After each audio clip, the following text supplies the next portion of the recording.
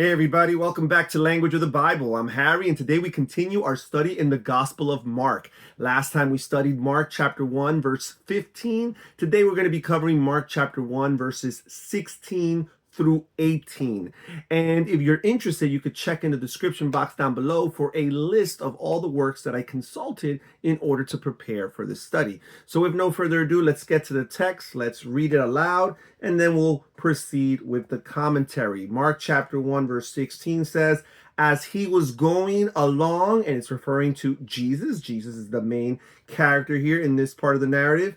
As he was going along the Sea of Galilee, he saw Simon and Andrew, the brother of Simon, casting a net in the sea, for they were fishermen. Verse 17. And Jesus said to them, follow me, and I will have you become fishers of men. Verse 18. Immediately they left their nets behind and they followed him. They followed Jesus. So we see here Jesus is calling to his first disciples.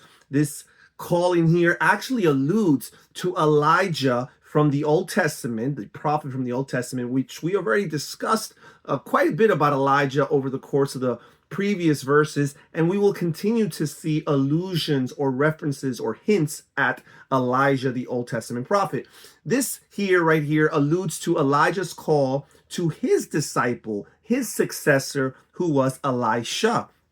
And it uses the same language, the Greek word akalutheo and the Greek adverb apizo, which literally means follow behind or follow after, which is discipleship language. And these exact same words are used in the Septuagint translation of 1 Kings chapter 19, verses 19 and 21, in the calling of Elisha. When Elijah goes to the home or to the household of Elisha and calls him to be his successor, to follow after him, he uses the Greek words akalutheo, apizo, at least in the Septuagint rendition of the Hebrew text. Now, we find the same idea that the prophet calls the follower in the place of his livelihood. We see that in 1 Kings chapter 19, Elijah was at his father's house and he was tending to the land and he was tilling the ground and he was occupied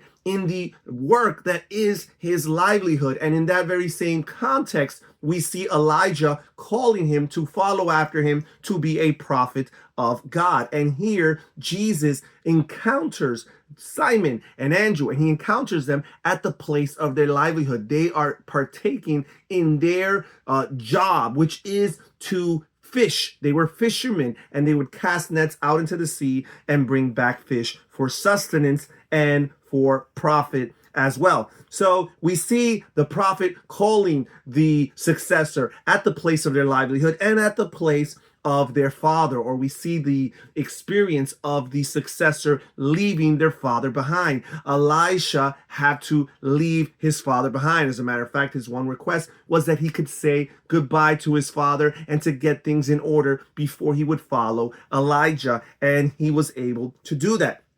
Here we see Simon and Andrew, and we are told that they immediately leave their livelihood and go on to follow Jesus. And later on, we will see John and James, who also were fishermen, and there is a explicit reference to their father Zebedee, and we see that they would leave Zebedee in order to follow Jesus. Now, there are lots of parallels between the life and ministry of Jesus and those of Moses, as we've encountered in previous passages, and also parallels between the life of Jesus and that of Elijah and Elisha. There's lots of Elijah, Elisha imagery throughout the Gospel of Mark. Now, the verse says that they immediately, Simon and Andrew immediately followed Jesus. Now, this does not mean that they didn't think about it and that they immediately followed this strange unknown man because he had a certain aura to him. Quite often when this narrative is depicted in other media, that's kind of how it's portrayed. It's conveyed as if these random fishermen just followed this random preacher just because he had an aura to it. Now, the word immediately, the Greek word euthys, is used 51 times in the New Testament, and 41 of those occurrences are by Mark in his gospel. So that is something we have to take into consideration.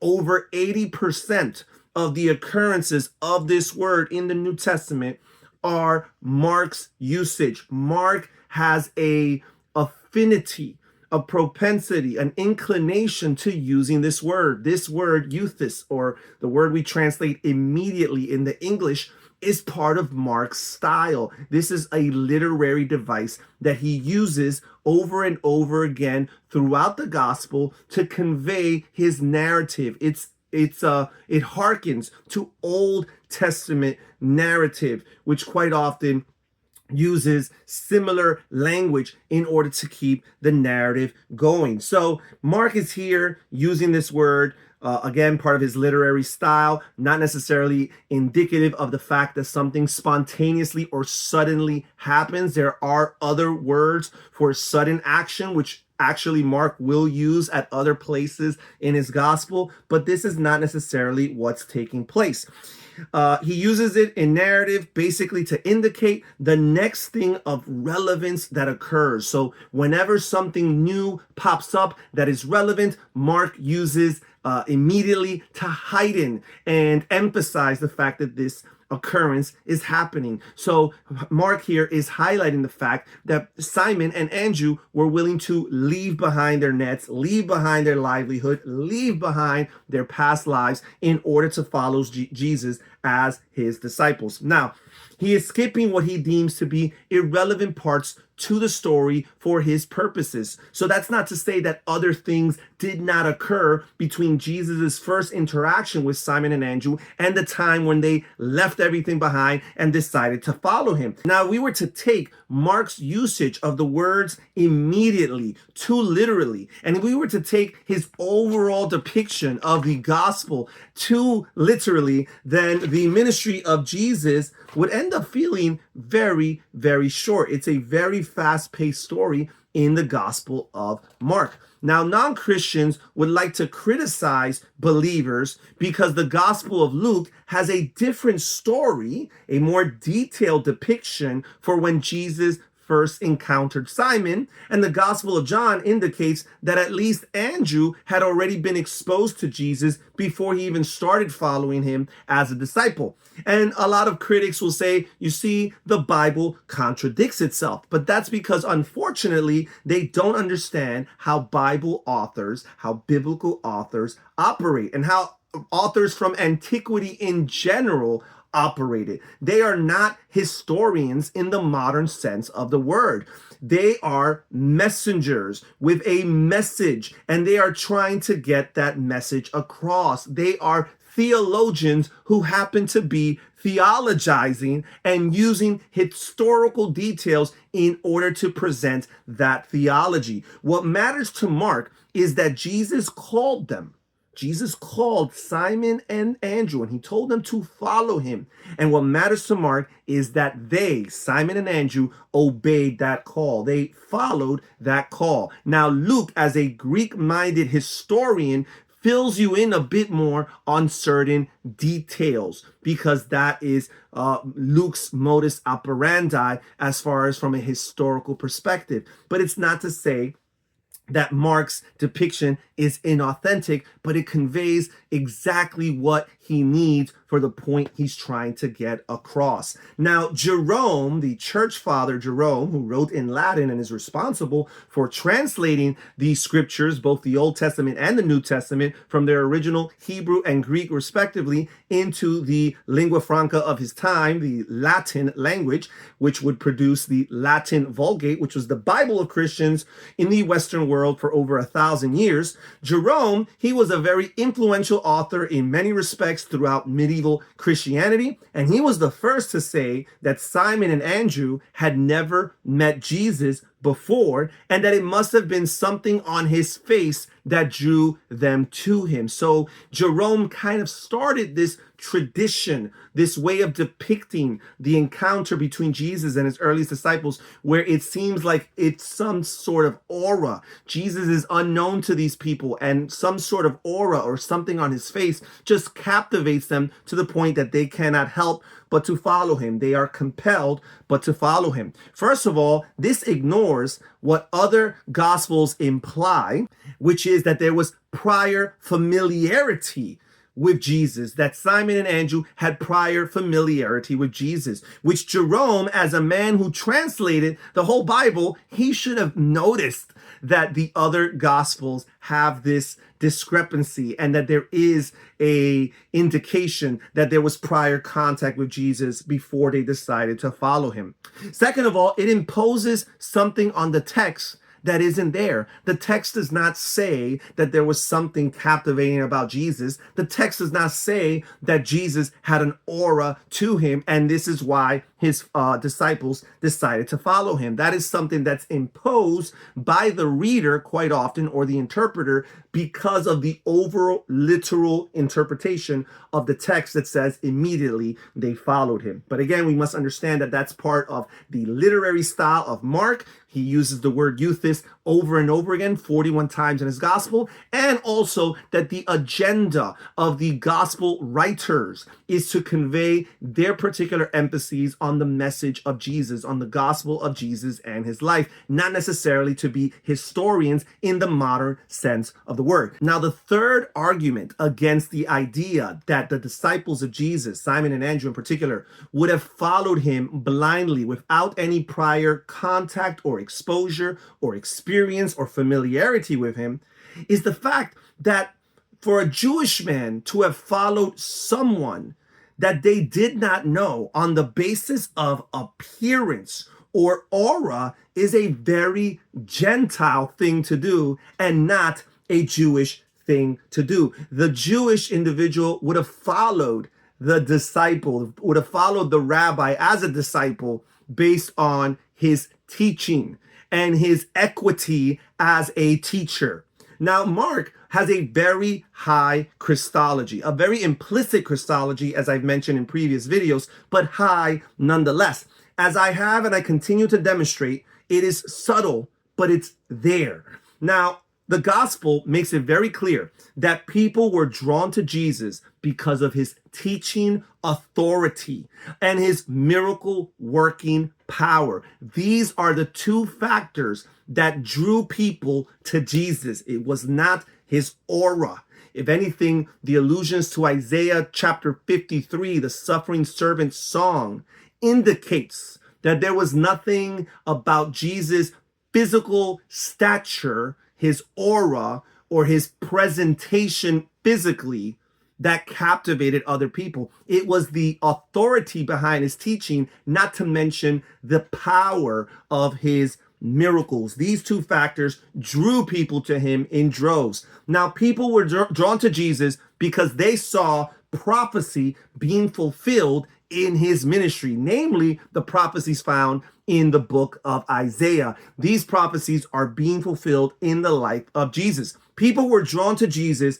because the Holy Spirit drew them to Jesus. Jerome is the father of this countenance theology, as I refer to it. The idea that Jesus' countenance or his face played a factor in other people following him or accepting his call to follow him. And this idea of countenance theology that Jerome founded influenced the medieval church, and till this day it still influences both Catholics and Protestant alike, who think that the call of Peter, the call of Andrew, and their receptivity to Jesus' call had something to do with some personal aura, as opposed to understanding that they had already some contact, some exposure to Jesus, probably prior to their decision of following him. And based on the authority of his teaching, they decided and committed to follow him as his disciples. Now, when Simon and Andrew dropped their nets, we have the Greek verb aphiemi. And we saw this word used earlier by John the Baptist. And in that context, John the Baptist, he's doing a baptism of forgiveness of sins. And the Greek word translated as forgiveness is aphiemi. And here, that same word, aphiemi, is used, but in this context, it is the nets that are being released or let go or dropped by Simon and Andrew in order for them to go and follow Jesus. They leave these things behind. They release these things. Now, in the choosing of using the same word, aphiemi, there might be a subtle hint of not only them dropping their nets and their livelihood, but there might be a subtle allusion to the fact that this dropping of their nets also represents the dropping of their sinful lives, aphiemi, the dropping of their sinful tendencies as they choose to follow this righteous man, this Sadiq, this rabbi, Jesus, who they have exposure to, who they have some sample of his teaching at this point. And they decide to not only leave their livelihoods, but to leave their sinful past behind in order to follow this rabbi who teaches them Torah. Now, the word net, the Greek word net, is the Greek word diktuon, and it is used in the Old Testament to describe the traps of sin. So we find this in Hosea chapter 5, verse 1, and in Job chapter 18, verses 5 through 8. And in both of these passages, we see the imagery of sin capturing people, trapping them like a net that wraps around someone and doesn't let them go. And in both of these passages, it's the Greek word diktuon, which is used to depict this imagery of sin as a net that captures someone and traps them. So again, we have this further connection and allusion to the idea of the nets that are being released, representing a sinful life that is being left behind in order to follow this rabbi. Their nets are linked with their livelihood, with their sustenance, with how they pay their bills, if you will, how they put food on the table, and what they did to earn income. And a big part of their lives and their identity, because in particular in the first century world, you were what your ancestors were, the trade of the family, and that was a big component to how you viewed yourself as a person. Now, fishermen had a bad reputation in their communities for being vulgar and for being non-religious. And in particular, Galileans in general were deemed by Judean Jews to be non-religious.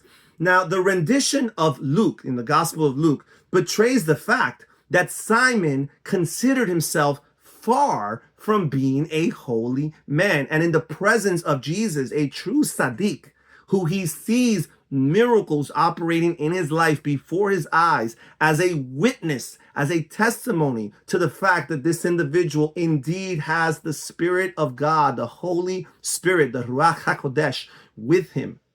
In contrast to Peter's sinful disposition, it humbles him when he encounters this manifestation of power in the life of Jesus. So we see here in Luke that Simon did not consider himself a holy man. He considered himself to be far from it, to be a sinful man. Now, these were the kind of people that Jesus chose to be first among his disciples. He chose the rowdy, the vulgar, the non-holy fishermen.